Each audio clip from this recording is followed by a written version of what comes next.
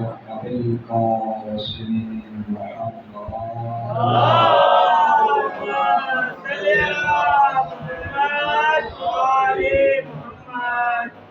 في كتاب رق مشهور ومشهود ومحمود فاتح الخيبر والبدر والحميد قاتل المرحب والأنصر شجاع الغزنفر أبو الحسن والحسين علي بن أبي طالب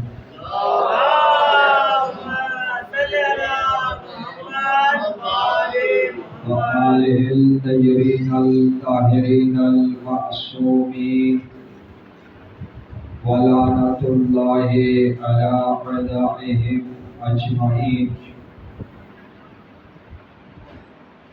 الحمد لله الذي خلق الحسين أميرا. الحمد لله الذي خلق السجاد رجورا. الحمد لله الذي خلق العباس صاحب وفا. الحمد لله الذي خلق الزينب ملكة الحياة. أما بعد، بسم الله الرحمن الرحيم. لا أقسم بهذا البلد وأنت حل بهذا البلد ووالد وما ولد. صلى الله على محمد وعلى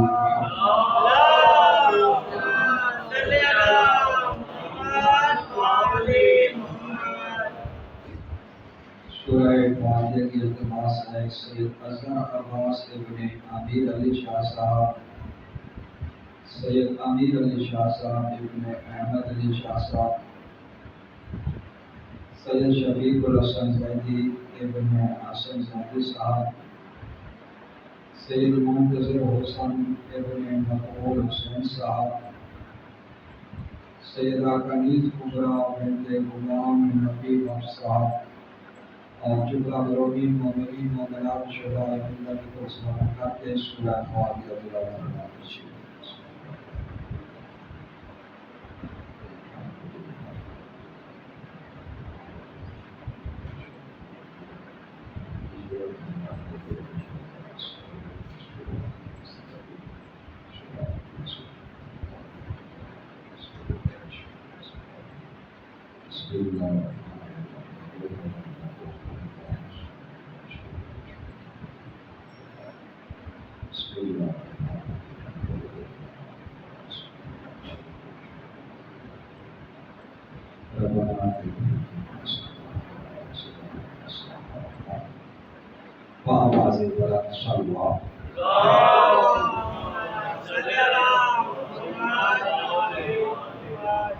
پروردگار محمد و آل محمد کے صدقے سیدان کے معروفین کی مغفرت فرمائے، سیدان کے معروفین کے درجات میں بلندی عطا فرمائے، معروفین کی راہ کو روشن اور منور فرمائے، معروفین کو جیوان معصومین میں جگہ عنایت فرمائے.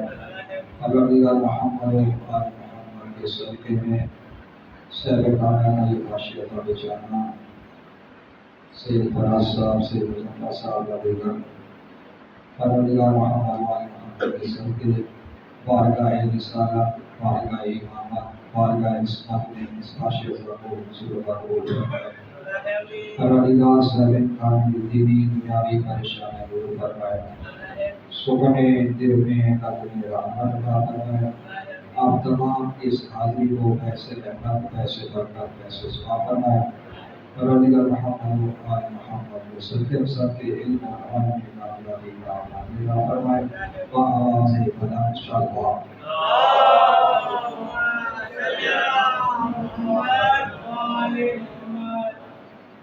زحمت میں سمجھیے تھوڑا قریب آ جائیے تاکہ آنے والے مومنین کے لیے بھی پریشانی نہ ہو اور ان پاشے اعضاء کا بھی جانا وہ بھی ایک خوبصورت انداز میں آ ہے. بآواز بلند صلوات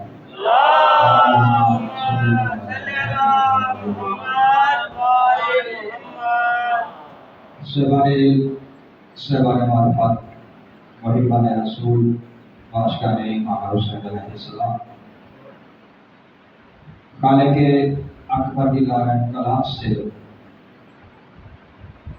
3 آیات تلاوت کی جو آپ نے سماعت فرمائی۔ پروردگار اپنی مخلوق سے مخاطب ہے، اور ایسا مخاطب کہ بذات خود عالم ہو کر بھی مخلوق کی قسم اٹھا رہا ہے۔ ہم قسم اٹھائیں، آپ قسم اٹھائیں، ہم سب کے قسم اٹھانے کا مقصد ایک ہوتا ہے، یا تو قسم اٹھا کے ہم اپنے گناہوں کے اوپر پردہ دیتے ہیں، یا قسم اٹھا کے اپنی جان بچا لیتے ہیں۔ اور کچھ نہیں تو یہ 2 کام تو ہم ضرور کرتے ہیں، اور اس کے علاوہ قسم اٹھانے کی ضرورت ہی نہیں ہوتی۔ انسان معاشرے میں قسم اس لیے اٹھاتا ہے کہ میری عزت و آبرو کی بقا رہ جائے، اپنے آپ کو بچانے کے لیے قسم اٹھائے گا کہ مجھے خالق اکبر کی قسم، مجھے محمد مصطفیٰ کی قسم، مجھے علی مرتضیٰ کی قسم، مجھے امام حسین کی قسم، جن کا میں نے نہیں کیا۔ جب قسم اٹھا لیا تو اب سامنے والا صاحب ایمان یہی کہتا ہے کہ جس کے نام کی اس نے قسم اٹھائی ہے اب وہ جانے اور یہ جانے، ہم نے اس نام کے صدقے میں اس کو معاف کر دیا ہے۔ ہمارا نظریہ یہی ہوتا ہے، میں قربان جاؤں اس خالق اکبر پہ، اس علی کل شیء قدیر پہ کہ وہ قسم اٹھا رہا ہے۔ پروردگار آپ کو کس چیز کی فکر ہے قسم اٹھانے کی؟ ہم مخلوق ہم اپنے آپ کو بچانے کے لیے قسم اٹھاتے ہیں تاکہ وہ معاشرے میں سر اٹھا کے جی سکے۔ آپ کا قسم اٹھانا یا نہ اٹھانا نہ تو آپ کی قدرت میں کوئی کمی کر سکتا ہے، نہ تو کوئی آپ کی شان بڑھا سکتا ہے، مگر بالغ ہو کر قسم اٹھا رہا ہے تو اس میں ضرور کوئی ایسا کام کرنے والا ہے پروردگار جس کی طرف انسان کو متوجہ کر رہا ہے۔ میں بالغ ہو کر قسم اٹھا رہا ہوں تو ضرور کوئی ایسی ہستی ہوگی جس کی وجہ سے مجھے قسم اٹھانی ہے۔ تو اب اس آیت کا مفہوم دیکھیے صاحبان علم، کہ بسم اللہ الرحمن الرحیم، لا اقسم بہذا البلد، کہ مجھے قسم ہے اس شہر مکہ کی۔ اب شہر مکہ کیا ہے آپ بہتر جانتے ہیں۔ شہر مکہ ایک پہاڑیوں کا شہر ہے، جس میں تمام کائنات میں سے اگر دیکھا جائے تو سب سے زیادہ پہاڑیاں جو تھی وہ مکہ میں تھی پرانے زمانے میں، اور پروردگار اس کی قسم اٹھا رہا ہے، لا اقسم بہذا البلد، مجھے قسم ہے اس شہر مکہ کی، وانت حل بہذا البلد، کہ میرے حبیب تو جو اس میں رہتا ہے، تو جو اس میں رہتا ہے، میں اس لیے قسم اٹھا رہا ہوں۔ اب پروردگار کا نظام ہی کچھ الگ ہے۔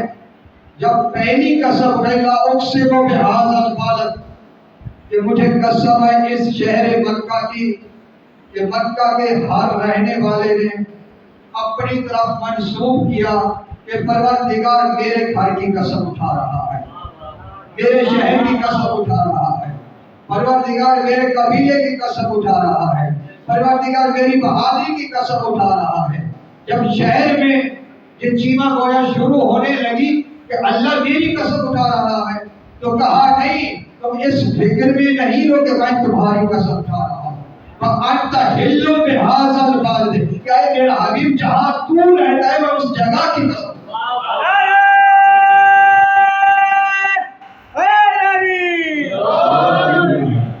میں اس جگہ کی قسم اٹھا رہا ہوں۔ وَوَالِدٍ وَمَا وَلَدَ، میرے حبیب میں اس باپ کی قسم بھی اٹھا رہا ہوں اس بیٹے کی قسم بھی اٹھا رہا ہوں جو تیرے ساتھ ہے۔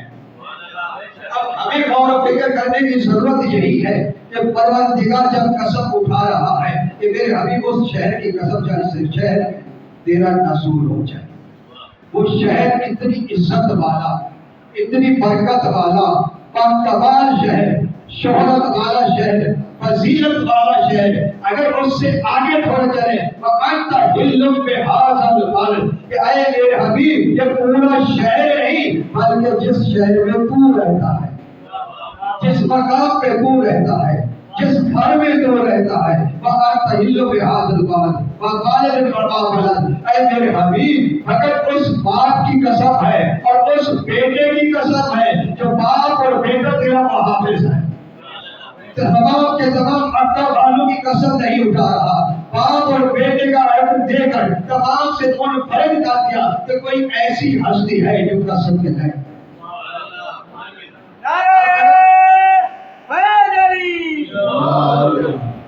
اب اگر پروردگار کے اس آیات کو مد نظر رکھیں، جو آیات یہی بتا رہی ہے کہ جس شہر میں محمد مصطفیٰ صلی اللہ علیہ وسلم آ جائے وہ شہر قسم کے لائق ہو جاتا ہے، یہ وہ شہر ذریعہ شفاعت بن جاتا ہے، وہ شہر بخشش کا شہر بن جاتا ہے۔ اور جس گھر میں محمد مصطفیٰ آ جائے اس گھر کا کیا مقام ہوگا اور اس گھر کے رہنے والوں کا کیا مقام ہوگا، جس کے بارے میں اللہ کہہ رہا ہے کہ میرے حبیب انہیں کہہ دیجیے میں سبھی کی قسم نہیں اٹھا رہا بلکہ اس کی قسم اٹھا رہا جو باپ میرے ساتھ ہے، اس بیٹے کی قسم اٹھا رہا جو بیٹا تیرا باس ہوگا۔ یعنی آپ گھبرائیں نہیں، جن دونوں محافظ ہیں۔ اب قرآن مجید نازل ہوا نہیں ہے، قرآن مجید نازل نہیں ہوا مگر حکم پہلے آ رہا ہے۔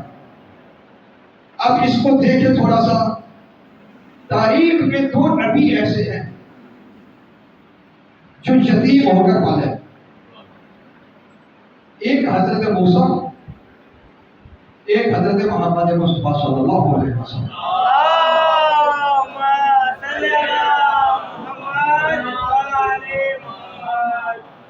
حضرت موسیٰ مصر کے بادشاہ کے پاس بہت بڑا بادشاہ نبی، اور وہ بادشاہ کافر، اس کے گھر میں پرورش پانے والا صاحب کتاب، صاحب شریعت، کلمت اللہ کا نبی، مصطفیٰ نبی، کس کے گھر میں؟ کافر کے گھر میں۔ اب ایک ہے محمد مصطفیٰ، کس کے گھر میں؟ ابو طالب کے گھر میں۔ وہ کس کے گھر میں؟ کافر کے گھر میں، فرعون کے گھر میں۔ اب دونوں نبی ہم اکثر تذکرہ کرتے ہیں کہ فرعون بہت بڑا بادشاہ تھا، میں کہتا بے شک بڑا بادشاہ تھا، اور اس کے پاس جو نبی آیا وہ بھی بہت بڑا تھا مگر اتنا بڑا نہیں تھا جتنا بڑا محمد مصطفیٰ۔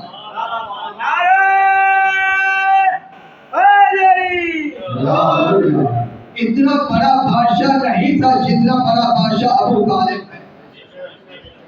لیکن کردار میں بھی دیکھیے، سیرت میں بھی دیکھیے، علم میں بھی دیکھیے، شجاعت میں دیکھیے، سخاوت میں دیکھیے، آپ کو بالکل واضح نظر آ جائے گا۔ اب حضرت موسیٰ علیہ السلام کو پالنے والا ہے فرعون، پوری زندگی فرعون کے محل میں رہا، اور جب وقت نبوت ہوا، پروردگار کی طرف سے حکم ہوا کہ اب تبلیغ تیرے اوپر ضروری ہو گئی ہے، جا کے لا الہ الا اللہ کا پرچار کر، تو اس نے موسیٰ نے فرعون کے گھر کو چھوڑا۔ کوئی غلط بحث ہے کہ حکم مارا، کیا ہوا کیا نہیں ہوا، بہت پرانی بحث ہو جائے گی، لیکن کسی نے یہ نہیں کہا کہ حضرت موسیٰ علیہ السلام نبی پہ تو ایمان ہے۔ وہ کہا یہی جناب فرعون کی بیوی نے حضرت موسیٰ کو پالا، لہذا فرعون کی بیوی آسیہ جو ہے وہ صاحب ایمان ہے، یہی کہا جاتا ہے۔ اس کی نماز کے بارے میں تذکرہ نہیں، روزے کے بارے میں تذکرہ نہیں، جہاد کے بارے میں تذکرہ نہیں ہے، تبلیغ کے بارے میں تذکرہ نہیں ہے۔ بھئی اس کی بخشش کیوں ہے، وہ مومنہ کیوں ہے؟ اس لیے کہ اس نے نبی کی پرورش کی، اس نے نبی کی پرورش کی، اسی لیے وہ مومنہ ہے۔ میں کہوں گا پروردگار کیا نظام قدرت ہے جو موسیٰ نبی کی پرورش کرے، جو ایک چھوٹا نبی ہے اس کی پرورش کرنے والی مومنہ ہے، جو محمد مصطفیٰ کی پرورش کرے اس کے بارے میں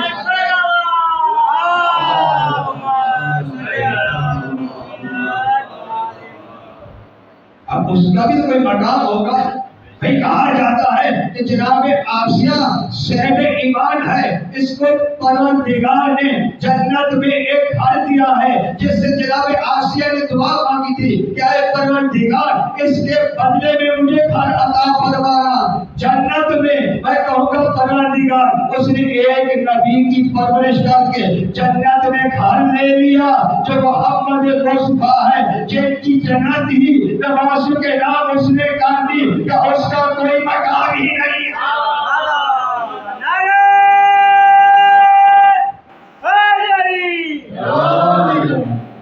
نبی کے فیل کو پروردگار نے اپنا فیل کرا دیا۔ سنیے گا سورہ زحا آپ پڑھتے ہیں نا، اس میں ایک آیت ہے کہ الم یجد کا یتیما فآویٰ، کہ میرے حبیب تو یتیم تھا میں نے تمہیں پالا۔ کون کہہ رہا ہے؟ پروردگار تو یتیم تھا میں نے تمہیں پالا ہے۔ حضرت موسیٰ کو نہیں کہا کہ موسیٰ تو یتیم تھا میں نے پالا ہے، یعنی بتانا یہ چاہ رہا ہے پروردگار کہ مومن کا فعل میرا فعل ہے، ابو طالب کا فعل میرا فعل ہے، فرعون کا فعل میرا فعل نہیں ہے۔ اب پالنے والا ہے ابو طالب، اللہ کہہ رہے کہ میں نے تمہیں پالا ہے، میں نے تمہیں پالا ہے۔ تو اللہ اب سے بتا رہا ہے کہ اے صاحبان علم تھوڑی سی غور و فکر تو کر، جس کے پالنے کو، جس کی پرورش کرنے کو اللہ کہے میں نے پرورش کی ہے، تو اس کے ایمان میں شک کرتا ہے تو کیسا مسلمان ہے؟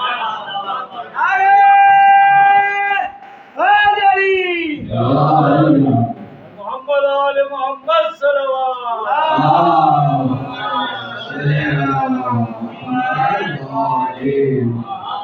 ابو طالب کے فعل میں شک نہیں۔ ہم اپنے بچوں کو اچھی تعلیم و تربیت دینا چاہتے ہیں تو کیا کرتے ہیں؟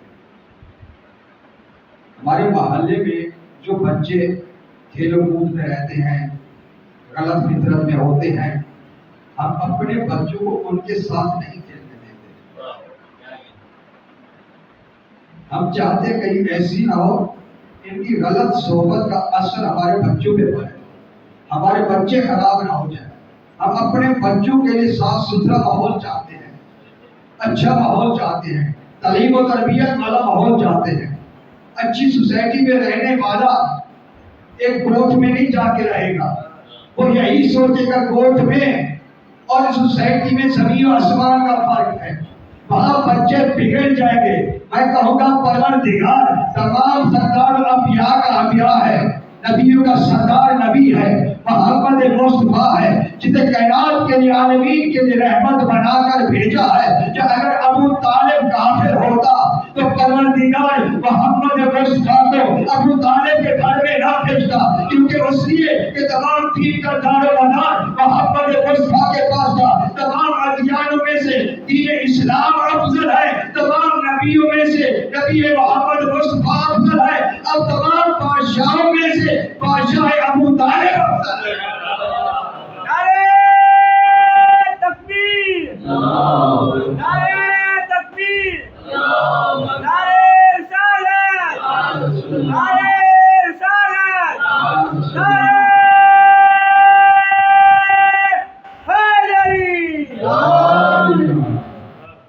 اب دونوں کی سیرت میں بتا دیا کہ وہ بھی نبی ہے، یہ بھی نبی ہے، موسیٰ بھی نبی، محمد مصطفیٰ بھی نبی۔ موسیٰ کو پالنے والی جناب آسیہ، محمد مصطفیٰ کو پالنے والی فاطمہ بنت اسد۔ اب کردار بھی دیکھیے، جناب آسیہ نے پالا مگر اس نے اپنا ایمان چھپا کے رکھا، اپنا ایمان چھپا کے رکھا. یہ نہیں کہا کہ میں مومنہ ہوں، نہیں کہا کہ میں محمد مصطفیٰ کی ماننے والی ہوں، نہیں کہا کہ میں عیسیٰ کی ماننے والی ہوں، نہیں کہا میں موسیٰ کی ماننے والی ہوں، نہیں کہا کہ میں لا الہ الا اللہ پڑھنے والی ہوں، مگر اس نے اپنے ایمان کو چھپا کے رکھا. جس نے ایمان کو چھپا کے رکھا لوگوں کے اس کو ایمان کا پتہ چل گیا. جس نے ایمان واضح منظر پہ اٹھا کر دکھایا، بچا کر دکھایا اور بول کے بتایا، اس کا ایمان سمجھ میں نہیں آیا. پست کلندر علی علی، پست کلندر علی علی، حسین کا بابا علی علی، فاتح خیبر علی علی، خوشیوں کی چہک پہ علی علی، چاند پہ لکھا علی علی، نعرے حیدری، آواز بلند صلوات.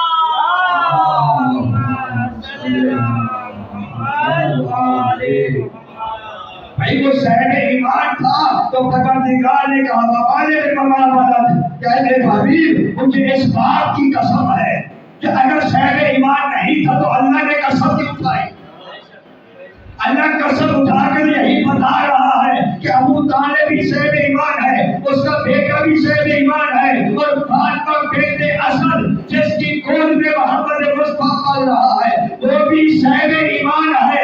اب صاحبان علم دیکھیے، اب جتنی بھی قرآن مجید میں تذکرہ کیا گیا، میں ایک طالب علم ہوتے ہوئے میں عرض کر رہا ہوں، قرآن مجید میں 11 عورتوں کا تذکرہ ہے، 11 بیویوں کا تذکرہ ہے. ایک جناب حوا سے لے کر جناب سارہ تک، جناب سارہ سے لے کر جناب اشبہ تک، جناب اشبہ سے لے کر زلیخا تک، جناب زلیخا سے لے کر خدیجہ الکبریٰ تک، جناب خدیجہ الکبریٰ سے لے کر جناب فاطمہ الزہرا تک. یہ قرآن مجید میں بیویوں کا تذکرہ ہے، مگر یہ تمام کی تمام 11 بیویاں بھی ایک جیسی نہیں ہیں. سبھی کا ایمان ایک جیسا نہیں، سبھی کا مقام ایک جیسا نہیں، سبھی کی عصمت ایک جیسی نہیں ہے، سبھی کی طہارت ایک جیسی نہیں ہے، سبھی کا علم ایک جیسا نہیں ہے. اسی طرح 1,24,000 انبیاء ہیں، 1,24,000 انبیاء بھی سب برابر نہیں ہیں. ان میں سے 313 رسول ہیں، پھر 313 میں سے چنائی کیا گیا تو 5 اولو العزم ہیں، اور 5 اولو العزم میں سے چنائی کیا گیا تو ایک محمد مصطفیٰ ہے، ایک محمد مصطفیٰ ہے جو سرداروں کا سردار ہے. اسی طرح 11 بیویوں میں سے تذکرہ کیا گیا، جناب حوا سے لے کر جناب سارہ، جناب سارہ سے لے کر جناب عشبہ، جناب عشبہ سے لے کر جناب زلیخا تک، جناب زلیخا سے لے کر خدیجہ الکبریٰ تک، جناب خدیجہ الکبریٰ سے لے کر جناب فاطمہ الزہرا تک. وہ بھی عورتیں ہیں جن کے بارے میں اللہ کہتا ہے کہ اگر نبی کے حق میں تم نے خیانت کی تو تم کافرہ ہو.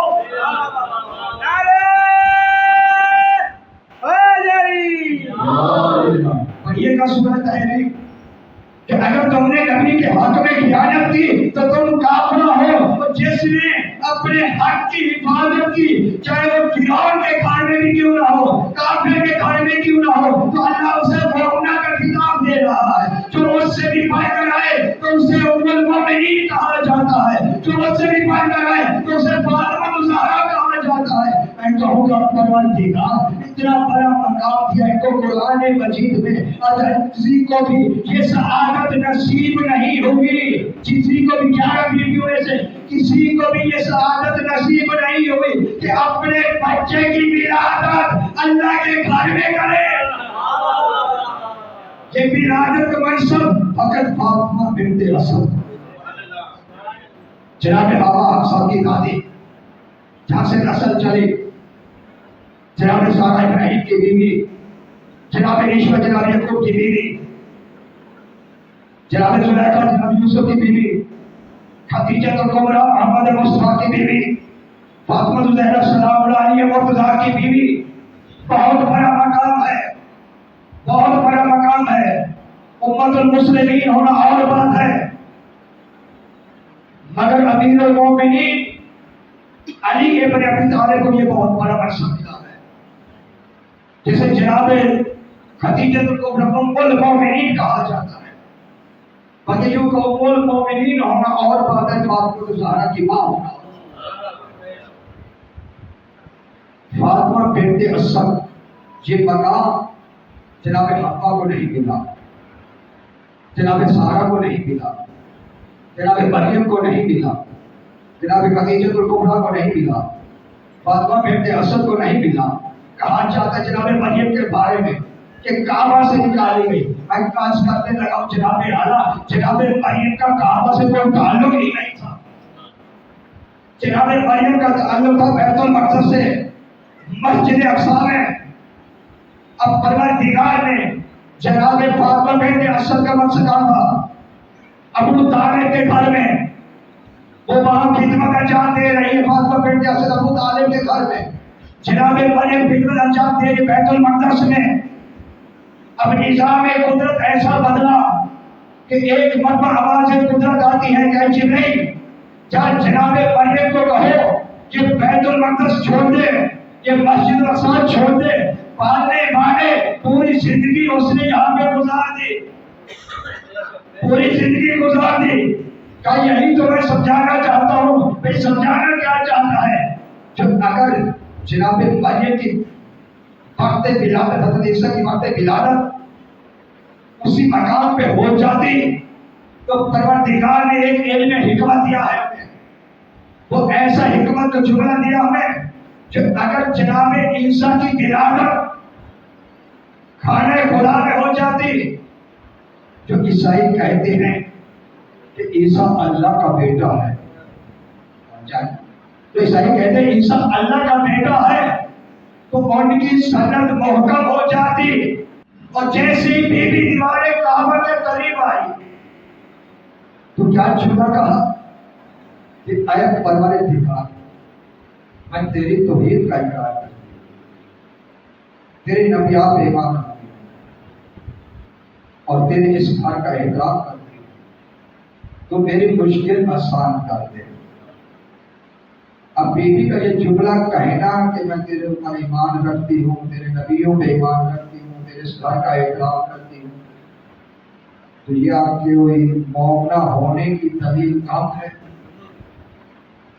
یا کوئی اور دلیل بھی چاہیے؟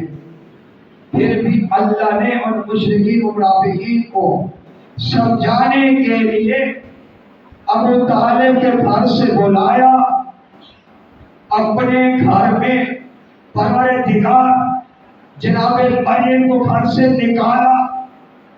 اپنے گھر سے ایک ہوتا ہے نکالنا، ایک ہوتا ہے واپس کرنا.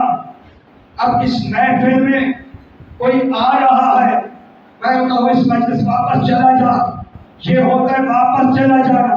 جو پہلے سے اس گھر کے وارث ہیں، اس گھر میں موجود ہیں، میں اسے یہ نہیں کہوں گا تو واپس چلا جا، میں اسے کہوں گا تو نکل جا. باپ غصے میں آ جاتا ہے تو بیٹے کو کیا کہتا ہے؟ گھر سے نکل جا. یہ نہیں کہتا واپس چلا جا، کہتے گھر سے نکل جا، میں تیری شکل نہیں دیکھنا چاہتا. لیکن میں سمجھانے کے لیے جملہ کر رہا ہوں. تو پروردگار نے جناب مریم کو کہا کہ اس گھر سے نکل جا، اس گھر سے نکل جا. اس میں ایک دلیل تو یہ کہ عیسائیوں کے اوپر جو بندی تھی کہ کوئی بھی یہ نہ کہے کہ عیسیٰ اللہ کا بیٹا ہے، اور علی کے لیے فاطمہ بنت اسد کو بلانے کا مقصد ہی یہی تھا. کیا تو اس میں ایک اللہ کے بیٹے کا اقرار کرنا تھا، دوسرے کے لیے اللہ کہنا تھا مخلوق نے. تو اللہ نے ابو طالب کے گھر سے اپنے گھر میں بلانا اور علی کی ولادت کر کے دکھانا، کہنے کا مقصد یہی تھا. تو اللہ نے بتایا یہی ہے کہ دیکھو جس کی ولادت ہوئی ہے وہ علی اور ہے، جس کے گھر میں ہوئی ہے وہ علی اور ہے.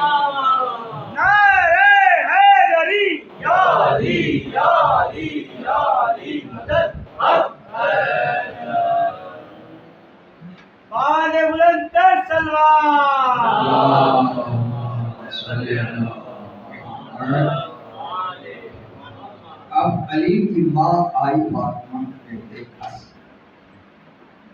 परवरदिगार मरकजी दरवाजे से आ जाती बीबी मरकजी दरवाजे से क्यों नहीं आई? चाबियां अबू तालिब से लेकर आती, घर की मालका थी, चाबी लेकर आती, चाबी भी नहीं लेकर आई। मरकजी दरवाजे से भी नहीं आई भी दीवार से, दीवार में दरार पड़ी। ऐसे मुश्किल वक्त में हर माँ बहन बेटी घर से बाहर नहीं करती, मगर ये फातिमा बिन्ते असद है, मुश्किल वक्त में घर से बाहर आ रही है। अल्लाह के घर में अपना घर छोड़ के अबू तालिब भी मुतमईन है, खुद भी मुतमईन है। आते ही मरकजी दरवाजे से क्यों नहीं आई? अल्लाह ने बताया यही कि अगर मरकजी दरवाजे से आती तो मुशरिकीन मुनाफिकीन कहते कि चाबी इनके पास थी, आई और चली गई, इसलिए उसका कोई मकाम ही नहीं था। परवरदिगार ने कहा मैं फातिमा बिन्ते असद का मकाम बताना चाहता हूँ। अरे जिसके लिए परवरदिगार एक नया दर बना दे उसे फातिमा बिन्ते असद कहते हैं। मरकजी दरवाजे से इसलिए नहीं आई, उस दरवाजे से मुशरिक भी आते थे, मुनाफिक भी आते थे, काफिर भी आते थे। अल्लाह उस दरवाजे से फातिमा बिन्ते असद का आना भी बर्दाश्त नहीं करता जिस दरवाजे से मुशरिक आए। नारे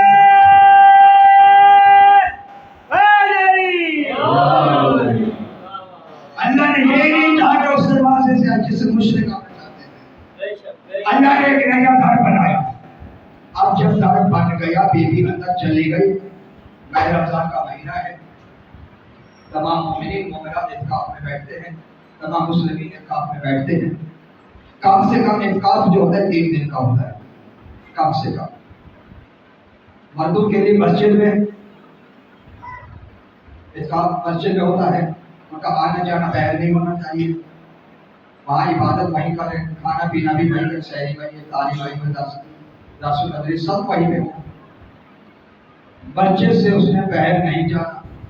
इसी तरह हमारी माँ बहनें बेटियाँ अगर मस्जिद में महफूज है तो मस्जिद में, वरना घर में।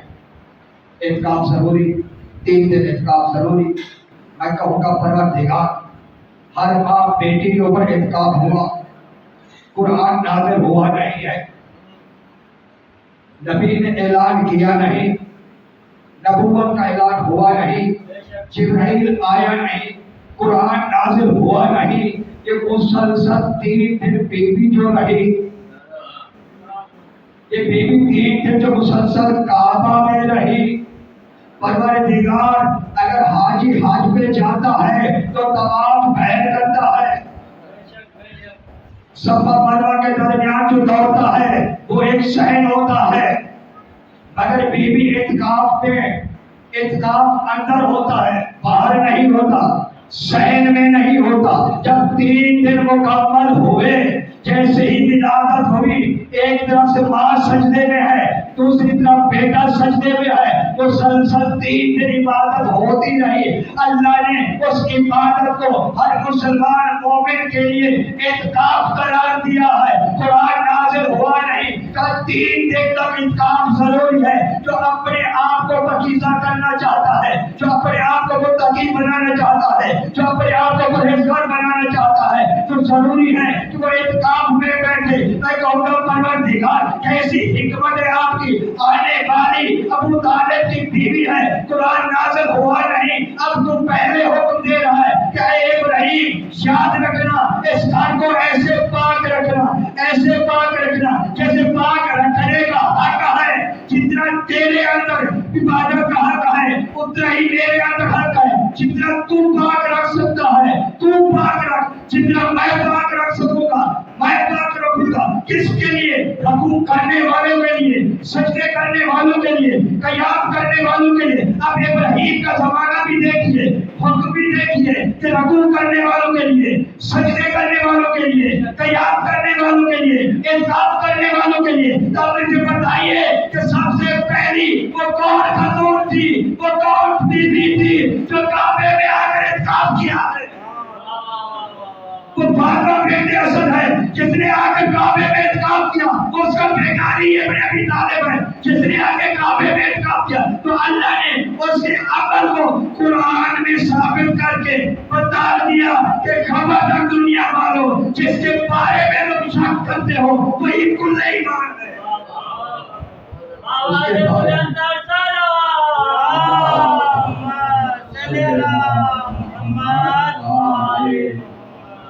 اب بیوی جیسے ہی باہر نکلی، مشرکین اور منافقین کھڑے ہوئے تھے، دوڑے تھکے دیکھتے ہوئے چھان کے دیکھنے لگے۔ جب دیکھا ایک دوسرے سے کہنے لگے بھئی بیوی بچہ لائی ہے، 3 دن رہی ہے، کوئی آلودگی نظر نہیں آ رہی۔ بہت بڑا جملہ کہتے ہیں، کوئی آلودگی نظر نہیں آ رہی۔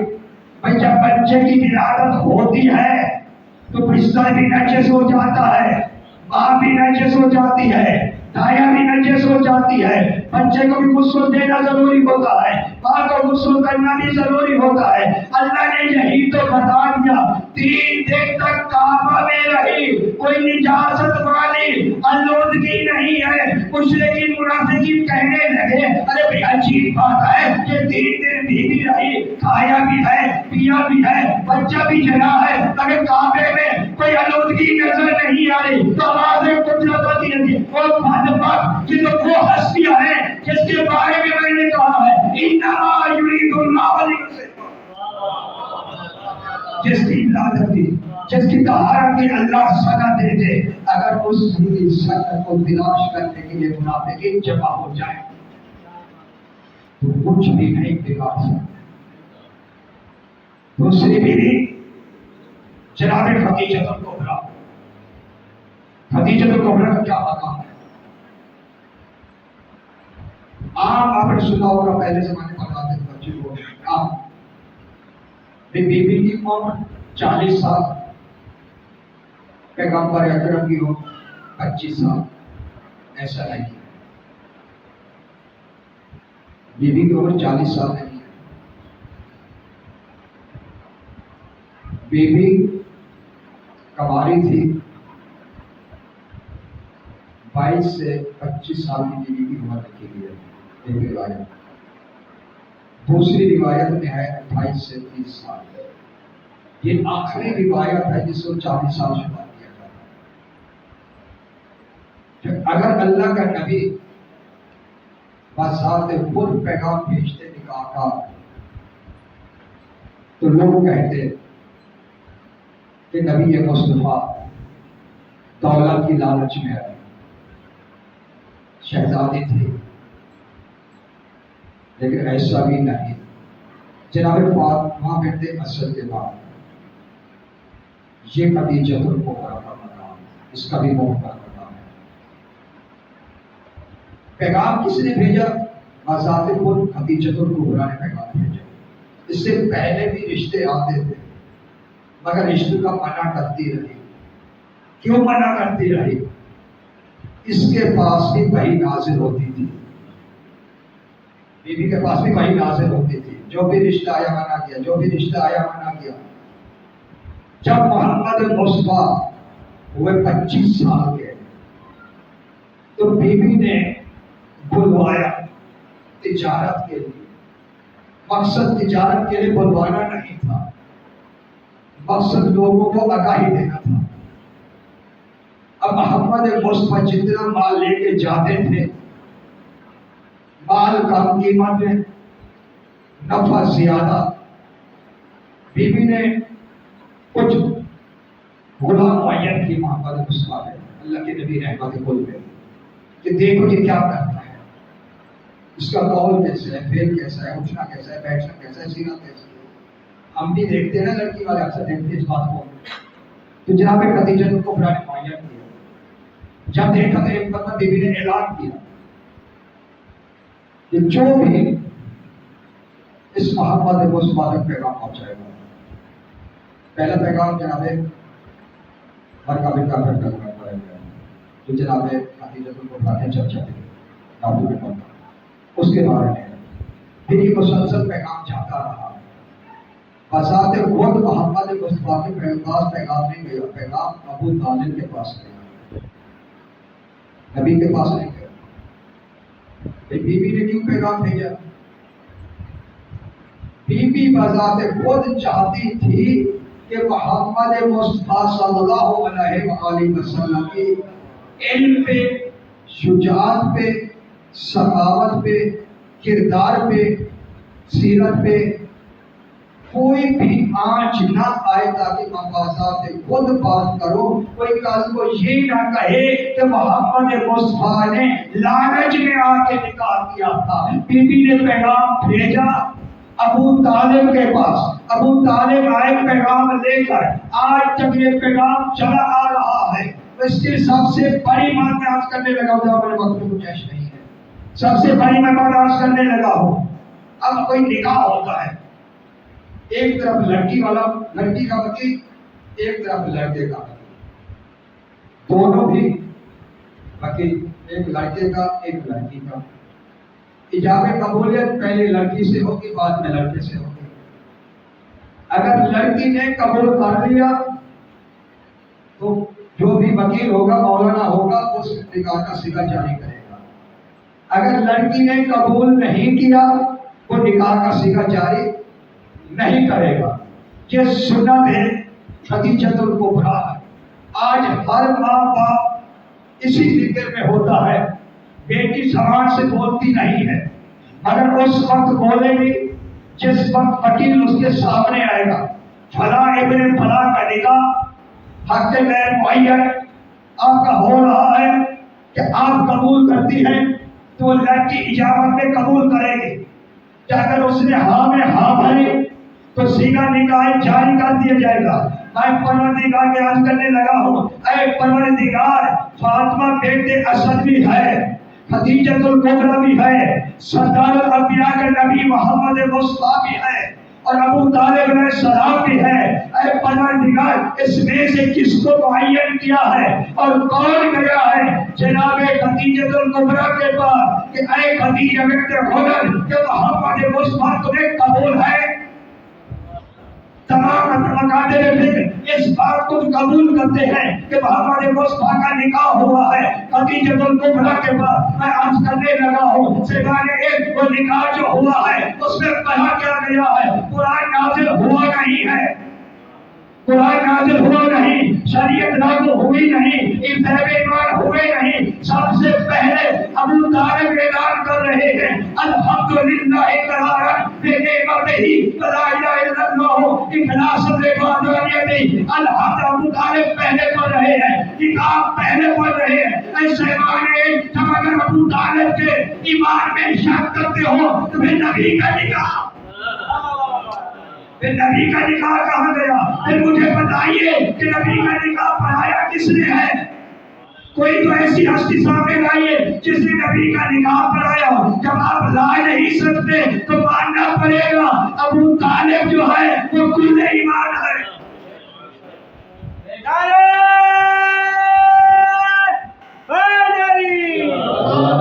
محمد والے محمد بلند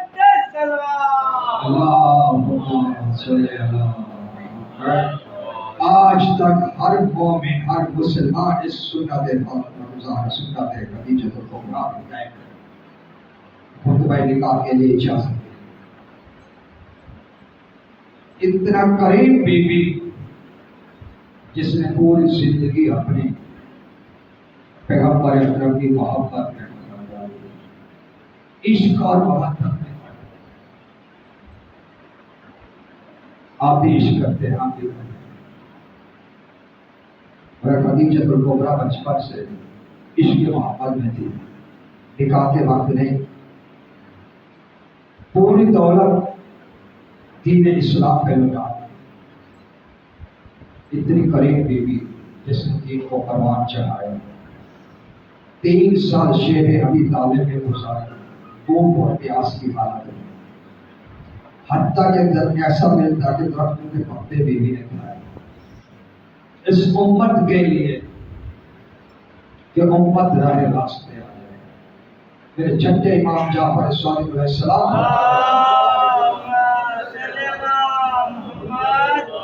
کہ بی بی کی ایسی حالت ہو گئی تھی، اتنا کمزور اور ضعیفہ ہو گئی کہ شیب ابی طالب سے اللہ کے نبی ہاتھوں میں لے کر آئے، اس قدر ضعیفہ ہو گئی۔ آخری وقت بی بی کا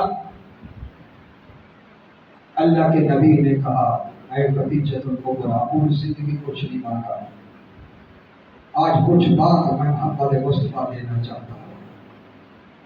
رو کر کے بی بی نے کہا، میرے آقا، میرے سردار، آپ جیسا شوہر مجھے خالق نے دیا، فاطمہ زہرا جیسی بیٹی مجھے دی، علی جیسا مجھے شوہر، علی جیسا میرا داماد ملا، حسن اور حسین جیسے مجھے نواسے ملے، اور مجھے کیا چاہیے؟ اللہ کے نبی نے فرمایا، کچھ میں دینا چاہتا ہوں۔ رو کر کے بی بی نے جناب فاطمہ زہرا کو بلایا، فاطمہ بیٹا میرے قریب آؤ۔ بی بی قریب آئی، زہرا کا ہاتھ پکڑ کے نبی کے ہاتھ میں دیا۔ اللہ کے نبی، میری اکلوتی بیٹی ہے، اس کا بھائی کوئی نہیں ہے، اس کی بہن کوئی نہیں ہے، اس کا خیال رکھنا، میرے بعد روئے نہ فاطمہ زہرا۔ رو کر کے نبی نے کہا، اے خدیجۃ الکبریٰ، میری زندگی میں روئے گی نہیں، میرے چلے جانے کے بعد چپ نہیں کرے گی۔ رو کر کے بی بی نے کہا، اے محمد مصطفیٰ، وہ کیسے؟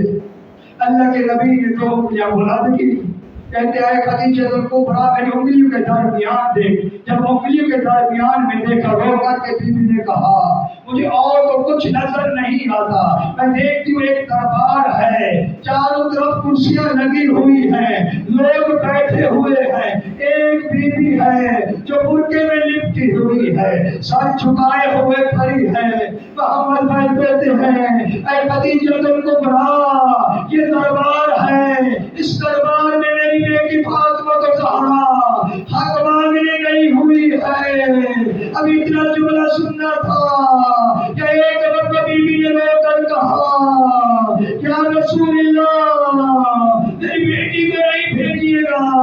اللہ کے نبی نے فرمایا، اے خدیجہ جانا اس کا ضروری ہے۔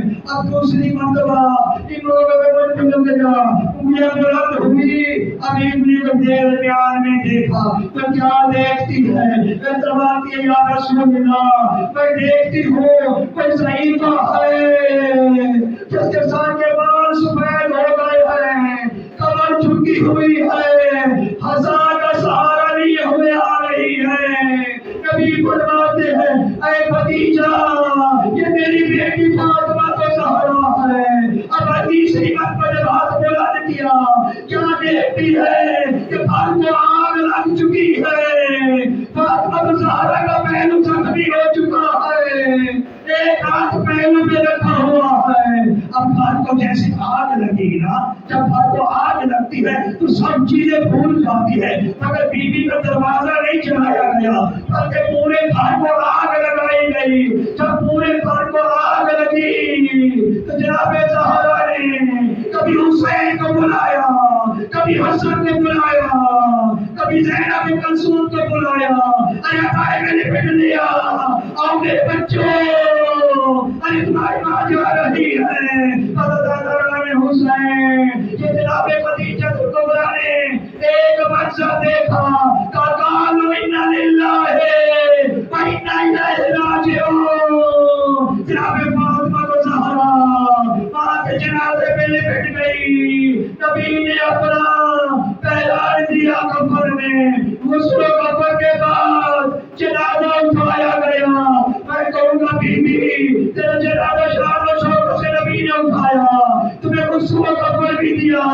آئیے کربلا کا منظر دیکھیے، تیری بیٹی ہے، سر پہ قرآن رکھ کر کے دلائے زید کی پیغام دے رہی ہے، یہ اپنا سال تو دیکھ رہا ہے، زہرا کا بیٹا ذبح ہو رہا ہے۔ اے بی بی، تیری چادر کسی نے چھینی نہیں ہے۔ آئیے شام کے بازار میں زینب کبریٰ کے سر پہ چادر نہیں ہے، آخری جملہ سن لیجیے، امام جعفر صادق فرماتے ہیں جب روز محشر ہوگا، اللہ کے نبی امام حسین کے روزے کے قریب ہوں گے، اس وقت خدیجہ الکبریٰ آئے گی، اپنے عبائے میں کچھ لیے ہوئے، نبی پوچھیں گے اے خدیجہ الکبریٰ یہ عبائے میں کیا لیا ہوا ہے؟ بی بی عبایا کھولے گی، کہے گی میں ابو سے لائی ہوں، اے اللہ کے نبی کیا قصور تھا میری فاطمہ کا؟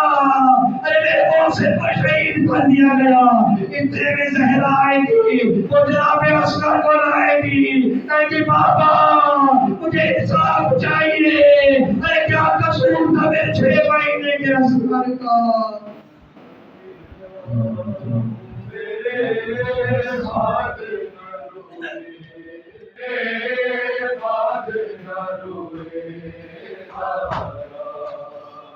میں خدیجہ ہوں میرے بعد نہ روئے میں خدیجہ ہوں میرے بعد نہ روئے میں خدیجہ ہوں میرے بعد نہ روئے میں خدیجہ میرے بعد نہ روئے درد کی پھر بھی تصویر نہ کروئے سہارا درد کی پھر بھی تصویر نہ کروئے سہارا میں خدیجہ تم میرے بعد نہ روئے میں خدیجہ تم میرے بعد نہ روئے درد کی پھر بھی تصویر نہ کروئے